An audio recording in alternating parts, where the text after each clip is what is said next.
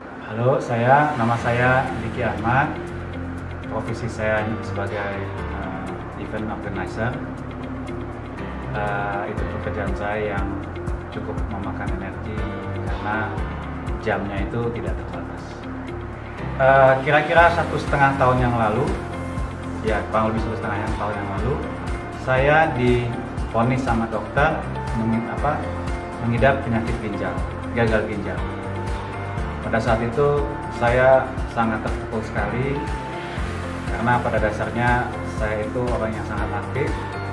Saya juga dulunya olahragawan, sehingga begitu dokter memvonis saya kena sakit gagal ginjal, rasanya wah luar biasa, seperti petir di siang bolong.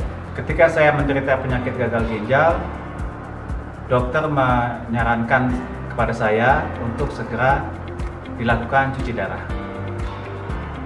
Awalnya saya tidak menerima keadaan ini karena harus mengalami cuci darah 2 kali seminggu, dan itu dokter mengatakan bahwa cuci darah itu adalah seumur hidup dan tidak akan pernah sembuh. Terus terang, pertama kali saya mendengarnya agak frustasi karena yang biasanya aktif tapi tidak bisa apa-apa. Makanya mau tidak mau akhirnya saya jalankan operasi cuci darah, dan akhirnya setiap minggu itu saya mengalami cuci darah, yaitu 2 kali seminggu. Dimana pada awalnya dokter mengecek saya punya laboratorium. Kreatinin saya itu pada awalnya sekitar 20,1, lalu urium saya itu adalah kira-kira 240. Dimana kalau lihat keadaan seperti itu, ginjal saya itu isinya penuh dengan racun semua. Lalu selama cuci darah, dari mulai awal sampai kurang lebih 10 bulan, itu saya cuci darah, lalu saya minum obat setiap harinya selama 3 kali, yaitu 14 butir. Jadi bisa dibayangkan bahwa setiap pagi, siang, dan malam saya harus minum obat 14 butir, dan minum saya itu dibatasi kurang lebih kira-kira sekitar 600 ml per hari. Itu tidak boleh lebih, termasuk kalau saya makan, termasuk kuah sop, pokoknya yang berkuah. Karena kalau airnya kelebihan, itu akan mempengaruhi paru-paru saya, akan kerendam, dan jantung saya menjadi sesak nafas. Jadi saya menjalani terapi itu selama 10 bulan, minum obat 14 butir, minumnya hanya dibatasi 600 ml.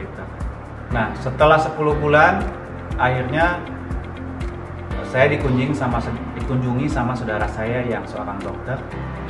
Lalu dia memberikan saya sebuah kotak yang isinya adalah resep. Di mana resep itu berupa seperti cairan gel yang isinya sekitar 30 saset. Saudara saya mengatakan bahwa ya udah, kamu minum aja ini. Terus saya bilang, Mbak, ini bagaimana dengan obat dokter? Apa saya teruskan? Ya nggak apa-apa, gue kan dokter, gue minum aja. Yang penting minumnya setelah obat dokter. Coba aja, aku pengen lihat, dia bilang. Ya udah, pada awalnya saya sempat ragu, tapi agak optimis karena yang memberitahu saya adalah seorang dokter, yang notabene-nya kan nggak mungkin masa dokter mau menjuruskan saya. Akhirnya selama kurang lebih 3 bulan, 2,5 sampai 3 bulan, saya minum resep. Di minggu-minggu pertama saya minum resep, itu saya langsung 3 sampai 4 saset per hari. Saya minumnya itu setelah setengah jam setelah minum obat dari dokter. Selama 2 minggu pertama saya minum, terus terang saya agak nakal sedikit karena minum obat dokter itu saya tidak akan pernah minum. Jadi saya kurangin sebagian. Saya sebagian minum obat dokter, sebagian lagi saya minum resep. Setelah menjalani 2 minggu, dokter hemodialisa saya yang di rumah sakit itu begitu saya cuci darah, dia datang ke ruangan saya, dia lihat di mesin cuci darah itu kan ada tabungnya. Tabungnya itu kalau di pasien lain itu warnanya merah tua, merah seperti darah ayam lah, hati ayam. Dia heran melihat tabung saya karena tabung saya warnanya itu merah muda, sangat muda sekali dan terang dan bersih. Terus dulu waktu awal saya cuci darah, setiap kali pulang cuci darah saya pasti lemas, saya pingsan. Kadang saya kalau melakukan sholat Jumat saya nggak kuat berdiri, lalu tiba-tiba pingsan, jatuh, dan pasti ditemani. Dan selalu langsung pulang dari rumah sakit, pulang ke rumah tidak kemana. Setelah saya mengkonsumsi resep kurang lebih 2-3 minggu, dokter heran melihat saya karena dia lihat kok Pak Diki ini tidak pernah ada yang jemput lagi. Dan saya betul-betul bangun dari tempat tidur itu segar, tidak pernah pusing lagi, dan saya setiap sholat Jumat sudah tidak pernah jatuh pingsan lagi. Dan kadang kalau pulang dari rumah sakit itu, kadang saya pulang sendiri, kadang naik motor, kadang naik busway. Jadi benar-benar saya tidak dijemput sama orang rumah saya. Terus terang saya heran karena kok jadi semakin kuat nih. Nah, pada akhirnya suatu ketika dokter karena melihat tabungnya merah muda, dia panggil saya, "Pak, besok Bapak kontrol ya, saya mau lihat hasil labnya." "Baik dok." Nah, keesokan harinya saya datang, saya periksa, saya kontrol, saya cek ambil darah, lalu saya tunjukkan hasilnya ke beliau. Terus dia kaget, dia bertanya kepada saya, "Pak Diki minum obat apa?" "Loh, kan dokter kasih saya obat 14 butir. Ya masa saya minum yang lain dok? Kan nggak mungkin saya minum lagi, kan saya juga nggak berani minum sembarangan." Terus dokter heran, "Kenapa dok?" saya tanya. "Enggak." Terus akhirnya saya ditunjuk bahwa kreatinin saya yang tadinya kurang lebih 20,3 sampai 21 itu begitu dilihat hasilnya menjadi 6,3. Lalu ureum saya dari 240 turun menjadi 53. Terus dia heran, "Pak, biasanya ureum kreatinin itu turunnya tidak seperti ini, pasti grafiknya turun naik dan tidak sejauh ini. Kalaupun turun sejauh ini itu butuh bertahun-tahun Pak." Tapi saya heran, "Oh Bapak 3 bulan sudah turun. Benar Bapak tidak minum obat lain?" "Tidak dok, saya terpaksa membohongi beliau.